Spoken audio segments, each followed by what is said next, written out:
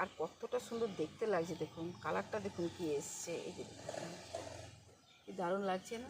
এবার ভেতরটা ভেঙে দেখাচ্ছি আপনাদেরকে কীরকম হয়েছে, কতটা নরম দেখুন, এই দেখুন। আর এর ভিতরে কলাটা দেওয়া থাকার কারণে তাপ পেলে বেশ পুরো মজে যাবে আর দারুণ সুন্দর। এই দেখুন ভেতরটা দেখুন, দেখুন কলাটা কীরকম হয়েছে আর ভেতরের ক্ষীরগুলো দেখুন। এই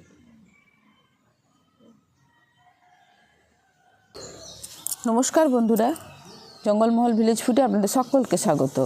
বড়দের প্রণাম এবং ছোটদের ভালোবাসা জানাই। আশা করি সবাই ভালো আছেন। আজকে আমি আবার চলে এসেছি আরেকটি ভিন্ন স্বাদের রেসিপি নিয়ে।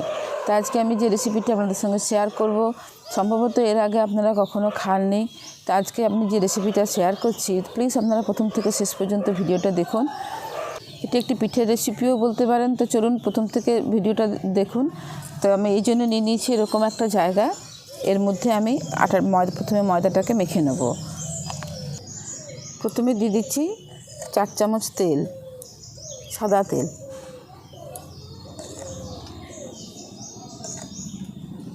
দিয়ে দিচ্ছি হাফ কাপ গুঁড়ো চিনি। এবার চিনির সঙ্গে খুব ভালো করে আমি তেলটা মিশিয়ে নিচ্ছি। দিয়ে দিচ্ছি সাথে 1 চামচ পরিমাপে ইস্ট।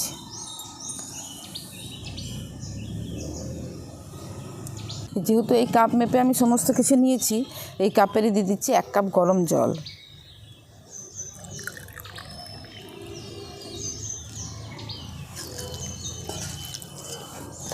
এবার সমস্ত কিছু আমি একসঙ্গে খুব ভালো করে মিশিয়ে নিচ্ছি। সাদা তেল, চিনি, ইস্ট। এখানে অবশ্যই চিনিটা কিন্তু গুঁড়ো করে দিতে হবে, মানে চিনিটা দানা চিনিটা দেওয়া চলবে না। দেখুন সমস্ত কিছু আমি একসঙ্গে খুব ভালো করে মিশিয়ে নিয়েছি। এরপরে দিয়ে দেবো 1 কাপ ময়দা।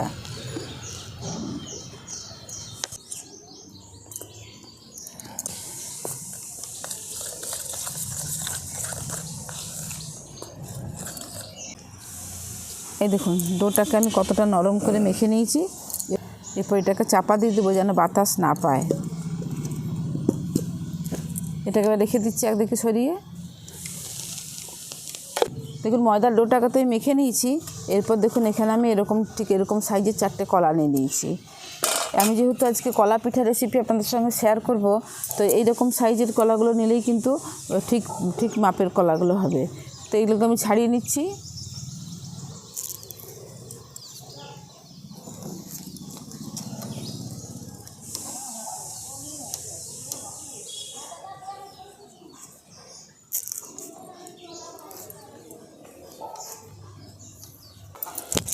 দেখুন কলাগুলোকে আমি ছাড়িয়ে নিয়েছি।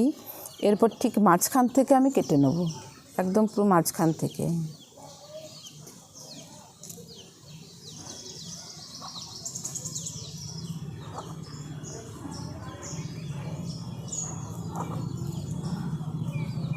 দেখুন এইভাবে কলাগুলোকে আমি কেটে নিচ্ছি।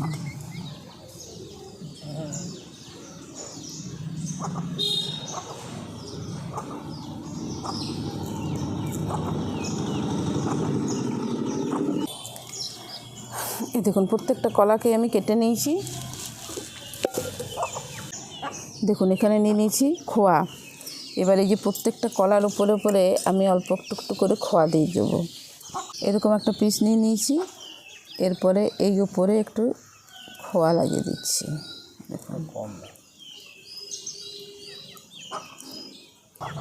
দেখুন খোয়াটা লাগিয়ে দিয়েছি। এবার এরই যে টুকরোটা ছিল সেইটা আমি এর উপরে এইভাবে লাগিয়ে দেবো। দেখুন এইভাবে আমি লাগিয়ে দিচ্ছি। এই দেখুন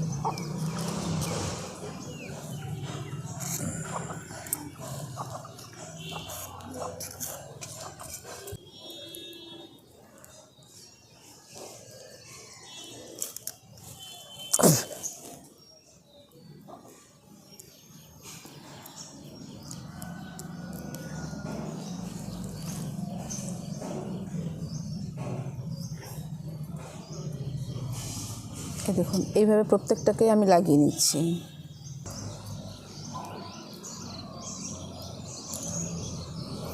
দেখুন প্রত্যেকটাকে আমি এইভাবে খোয়া লাগিয়ে নিয়েছি।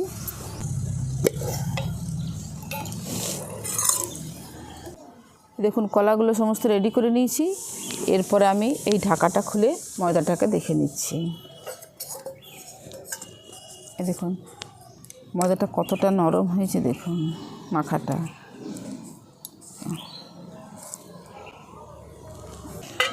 এরপর পাটার মধ্যে অল্প একটুখানি ময়দা নিয়ে নিয়েছি। এরপর এখান থেকে ডোটা তুলে নিয়ে আমি বেলে নেব।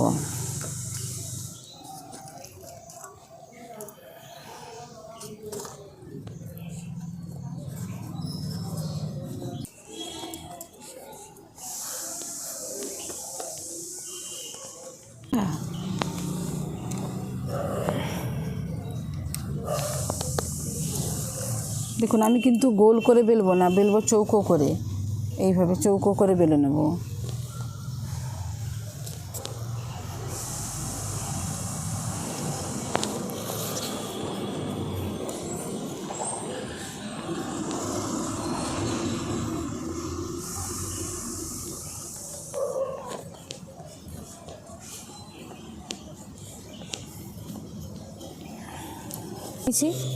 এরপর এটাকে আমি 4টে ভাগে কেটে নেব। প্রথমে 4টে ভাগ করে নিচ্ছি, যেহেতু 4টে কলা নিয়েছি।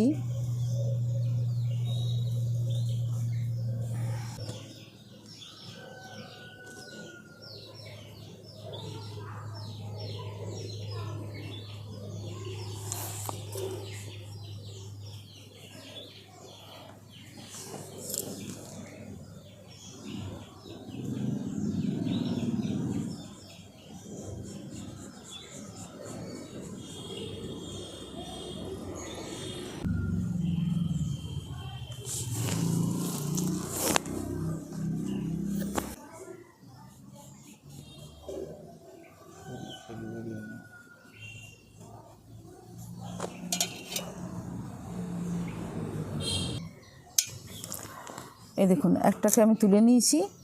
এরপরে এই যে এবার কলাটা নিয়েছি। এরপর আমি এইভাবে এটাকে চারদিকটা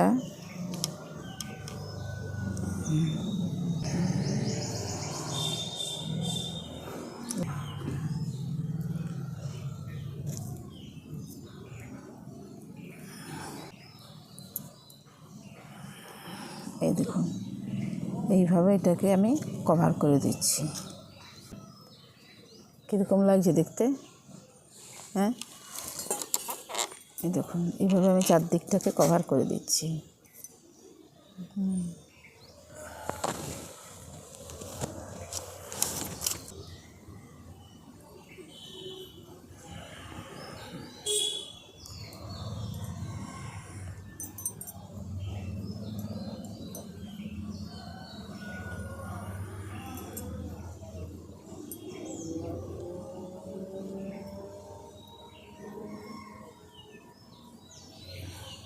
এই দেখুন আরও একটা আমি তৈরি করে নিয়েছি।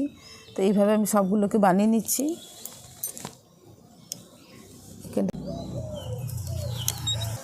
এই দেখুন সমস্ত পিঠেগুলোকে আমি তৈরি করে নিয়েছি। এরপর এগুলোকে আমি বেক করে নেব। কী সুন্দর দেখতে লাগছে না?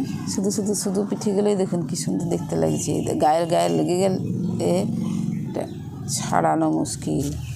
দেখুন একটা এরকম থালা নিয়ে নিয়েছি। থালাটার মধ্যে আমি বেক করে নেবো সমস্ত পিঠেগুলোকে। একটু তেল দিয়ে দিচ্ছি।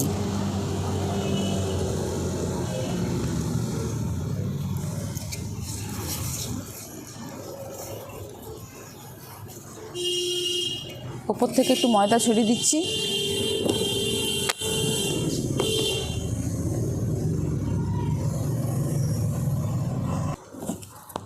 থালাটা চারদিকে ময়দা দিয়ে দিয়েছি। এরপরে এই যে পিঠেগুলো বানিয়ে রেখেছি এগুলো একটা একটা করে তুলে একটু দূরে দূরে দিয়ে দেবো। মানে এই কাছে কাছে রাখলে এগুলো মানে একটার গায়ে একটা লেগে যেতে পারে। আমি একটু ছাড়া ছাড়া করে দূরে দূরে দিয়ে দিচ্ছি।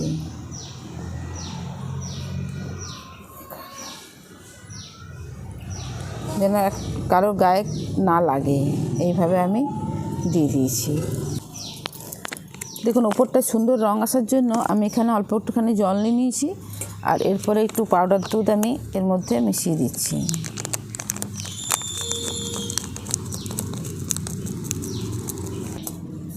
এরপরে পাউডার দুধটা জলের মধ্যে গুলে নিচ্ছি। আপনারা যদি আমিষ পছন্দ করেন তাহলে একটা ডিমের কুসুম ফাটিয়ে দিয়ে দিলেও কিন্তু উপরটাতে খুব সুন্দর একটা কালার আসে। তা আমি এবারে এই ওপরে এটা একটু ব্রাশ করে দিচ্ছি, ব্রাশ তো নেই, চামচে করেই আমি দিয়ে দিচ্ছি।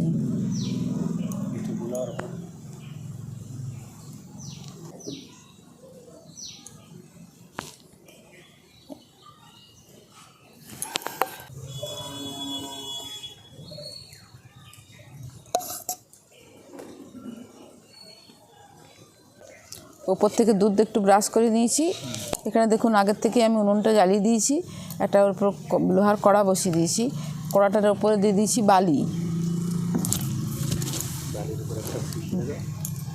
বালির উপরে একটা স্ট্যান্ড বসিয়ে দিয়েছি। এরপর আমি এই পিঠেগুলো যে বানিয়ে রেখেছি এই থালাটা আমি এখানে বসিয়ে দিচ্ছি। দেখুন উপর থেকে একটা এরকম চাপা আমি দিয়ে দিচ্ছি। দেখুন প্রায় 40 মিনিট পর ফিরে এলাম। এবার ঢাকাটা খুলে দেখে নিচ্ছি তৈরি হয়েছে কিনা। দেখেছেন কি সুন্দর হয়েছে। এরপর এটাকে আমি নামিয়ে নেবো, নামিয়ে ঠান্ডা করে নিচ্ছি।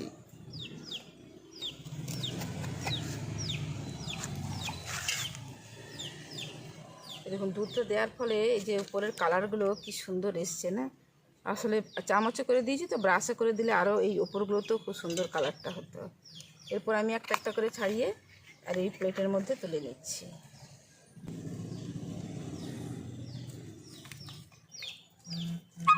দেখুন এই দেখুন সমস্ত পিঠেগুলো আমি প্লেটের মধ্যে তুলে নিয়েছি। আর কতটা সুন্দর দেখতে লাগছে দেখুন, কালারটা দেখুন কি এসছে। এই যে কি দারুণ লাগছে না। এবার ভিতরটা ভেঙে দেখাচ্ছি আপনাদেরকে কীরকম হয়েছে। কতটা নরম দেখুন, এই দেখুন। আর এর ভিতরে কলাটা দেওয়া থাকার কারণে তাপ পেলে বেশ পুরো মজে যাবে আর দারুণ সুন্দর। এই দেখুন ভেতরটা দেখুন, দেখুন কলাটা কীরকম হয়েছে আর ভেতরের ক্ষীরগুলো দেখুন। এই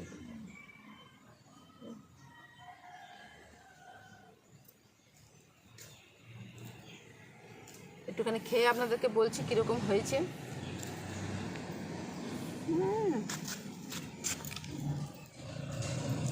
দারুণ টেস্ট, দারুণ